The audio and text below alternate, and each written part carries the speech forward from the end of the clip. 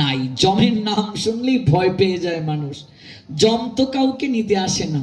অনেকে বলে যমেও আমায় দেখে না। দেখবে সংসারে কষ্ট পেয়ে বলে যমেও আমায় দেখে না, তোরা আমায় এত যন্ত্রণা দেশ, তোদের কাছ থেকে আমি মরলেই বাঁচি, যমেও আমায় দেখে না। যমরাজ কাউকে নিতে আসে না। কে নিতে আসে? যমদূতেরা নিতে আসে। আর যেদিন যমদূত আসবে নিতে, যমরাজ পাঠাবেন, এদিন চালাকি করলে হবে না। যদি করো চালাকি, পরে বুঝবে ঠেলাকি। চালাকি করে মহৎ কার্য করা যায় না। একটা উদাহরণ দিয়ে মূল প্রসঙ্গে আসি, কত কথা আসে তো প্রসঙ্গে। একটা ধনাঢ্য ব্যক্তি জীবন দশায় অনেক কার্য করেছে, মানুষকে ঠকিয়েছে, শক্তি দিয়ে অন্যের জমি দখল করেছে, এইভাবে সারাটা জীবন কাটালো। বয়স যখন হয়ে গেছে, একটার পর একটা অঙ্গ প্রত্যঙ্গ শিথিল হয়ে যাচ্ছে, তখন তার ভয় কাজ করছে, আহারে জীবন দশায় ভগবানের গুণকীর্তন করলাম না, হেলায় হেলায় জীবন কাটালাম, কিন্তু কি করব, কি জবাব দেব? কেউ শুধু সে দুঃস্বপ্ন দেখে, কে জানি তাকে ডাকছে, কে জানি তাকে ভয় দেখাচ্ছে, সব সময় সেই রকম চিন্তায় ভীত থাকে। একদিন সে ঘুমিয়ে ঘুমিয়ে স্বপ্ন দেখছে, যমদূতেরা তাকে, আচ্ছা এইভাবে কি কেউ দেখতে পায়? ঘুমিয়ে ঘুমিয়ে স্বপ্ন, স্বপ্নে তো আমরা কত কিছুই দেখি। স্বপ্নে দেখছে যমদূতেরা তাকে নিতে এসেছে। এবার ওই চালাক ব্যক্তিটা যমদূতদেরকে বলছে, যদিও বাস্তবে এটি সম্ভব নয়, স্বপ্নে দেখছে যে আমাদের তো পরিবারের একটা রীতি আছে, নিয়ম আছে। বলছে নিয়মটা কি? আমাদের বাড়িতে কেউ যদি আসে, আমরা তাদেরকে আহার না করিয়ে যেতে দেই না। আপনারা যেহেতু এসেছেন আমাদের বাড়ি, একটু আহার করুন, তারপর কি জন্য এসেছেন শ্রবণ করব। বাস্তবে যদি মৃত্যু আমাদের নিকটে আসে, আমরা কি বলতে পারবো একটু সময় দিন, সম্পত্তির দলিলটা সন্তানকে বুঝিয়ে যায়? সম্ভব নয়। কিন্তু স্বপ্নে দেখছে, ওই স্বপ্নটা আমাদেরকে শিক্ষা দেবে। যমদূতেদের জন্য ভালো রান্না বান্না করা হলো। গিন্নিকে বলছে, এই রান্না বান্না করো, দেখো কি ব্যাপার, নিতে আসছে, রান্না বান্না করো। রান্না বান্না করে ভালো করে খাওয়ানো হলো। এমন খাবার খেয়েছে, যমদূতেরা বলছে একটু বিশ্রাম নিয়ে নেই, বেশি খেলে একটু অলসতা আসে, তো ঘুম ঘুম আসে। ঘুম এসে গেছে। এবার ওই চালাক ব্যক্তিটা সারা জীবনে যে ধর্মকর্ম কিছুই করেনি, ও গিয়ে পুঁথিটা খুলেছে, যমদূতেরা যে নিয়ে এসেছে, দেখে পুঁথির মাঝে সর্বপ্রথমেই তার নামটা লেখা। বলছে, ওরে বাপ রে, আমাকে নিতেই এলি? সঙ্গে সঙ্গে দুয়াত দিয়ে এটাকে মুছে সবার নিচে তার নামটা লিখে রেখেছে, একেবারে লিস্টে সবার নিচে। ঘুম থেকে হঠাৎ দুধদের প্রধান, উঠ উঠ উঠ, মহারাজ আমাদেরকে কেন পাঠালেন? আর এখানে খেয়ে দিয়ে আমরা বিশ্রাম নিচ্ছি, ঘুমাচ্ছি, উঠ। প্রতিকূল লিস্টের প্রথমে কার নাম? বলছে নামটা তো যার বাড়িতে এসেছিলাম তারই নাম ছিল। বলছে, এই হতচ্ছাড়া, তোদেরকে একটু চক্ষু লজ্জা বলে কিছু নাই?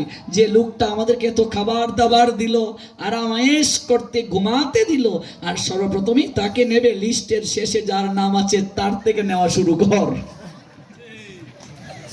লিস্টের শেষে যার নাম আছে তার থেকে নেওয়া শুরু কর। এবার পুঁথি খুলে লিস্ট খুলে দেখে শেষে কার নাম।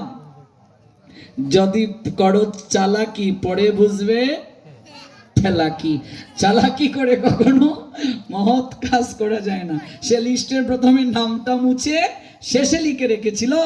আর এবার যমদূতেরা বলছে, আমাদেরকে এত খাওয়ালো আর আমায়েশ করতে দিল, এবার তোদের চক্ষু লজ্জা বলে কিছু নেই, প্রথমেই লোকটাকে নেবে, শেষে যার নাম লেখা আছে ওই জায়গা থেকে আর নেওয়া শুরু কর। এবার দেখি শেষে ওর নামটাই লেখা আছে। এটা তো একটা রসিকতার মাধ্যমে শিক্ষা।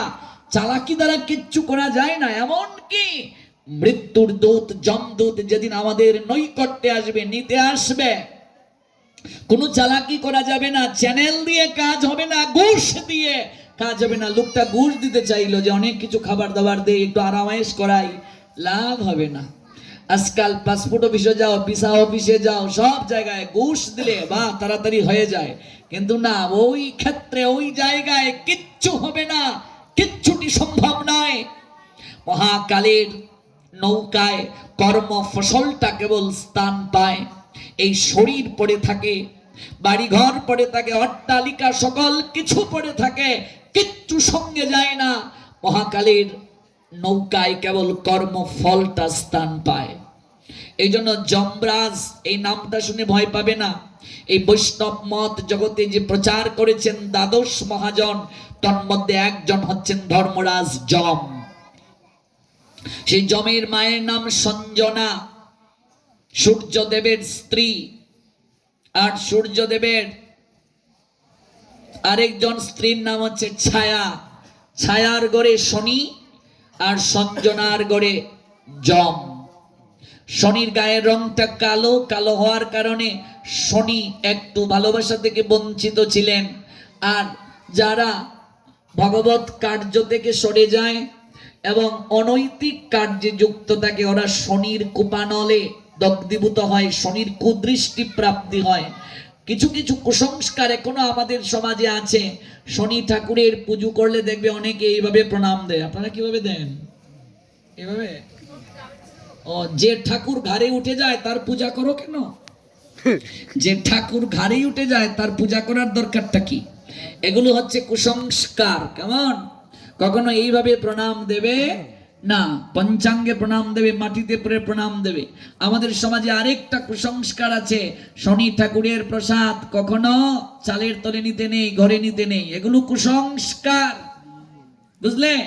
এগুলো কুসংস্কার, এগুলো সত্য নয় যে শনি ঠাকুরের প্রসাদ ঘরের ভিতরে নিতে নেই। বরং এই যে শনিকে অপমান করা হচ্ছে, তাতে শনি কুদৃষ্টি দেবে আমাদেরকে, ঘাড়ে উঠবে আমাদের।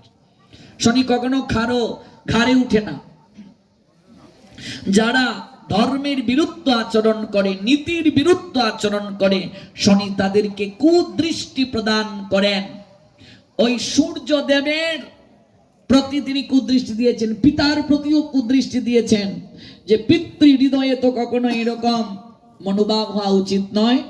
আমার মাকে আপনি বঞ্চিত করেছেন, প্রীতি থেকে বঞ্চিত করেছেন, আমাকে স্নেহ থেকে বঞ্চিত করেছেন। ওই শনির কুদৃষ্টিতে সূর্যদেবের শরীরে কুষ্ঠব্যাধি হয়েছিল। আর ওই কুষ্ঠব্যাধি যম ভালো করেছিলেন।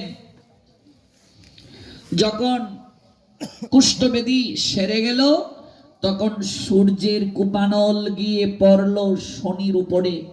শনি আর ছায়া, অর্থাৎ শনি আর তার মা যে গৃহে থাকেন, ওই গৃহটা সূর্যের তাপে ভস্ম হয়ে গেল, পুড়ে গেল।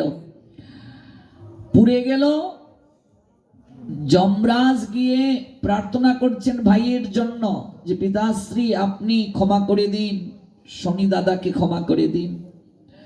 তখন ওই মকর একটা রাশি, মকরের উপর গিয়ে পতিত হলো শনির এই সূর্যদেবের শক্তি, আর অগ্নিতে ভস্ম হলো গৃহ। তখন যমরাজের আরাধনায় বা প্রার্থনায় সন্তুষ্ট হলেন সূর্যদেব। দীর্ঘদিন পিতা পুত্রে অমিল ছিল শনি আর সূর্যে। অবশিষ্ট কি রইল ঘরের মাঝে? কিচ্ছু নাই। গৃহের এক কোণে তিল কয়েকটা পড়ে রইল। ওই তিল দিয়ে সূর্যকে আরাধনা করে পিতায় পুত্রে মিলন হয়েছিল। এই জন্য এই সংক্রান্তির নাম হলো তিল সংক্রান্তি।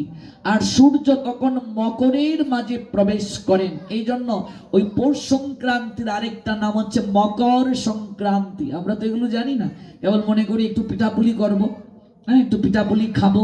ভোরবেলা স্নান করতে হয়, দেখবে পৌষ সংক্রান্তিতে আমরা সবাই ভোরবেলা স্নান করি। কিন্তু কেন করতে হয়?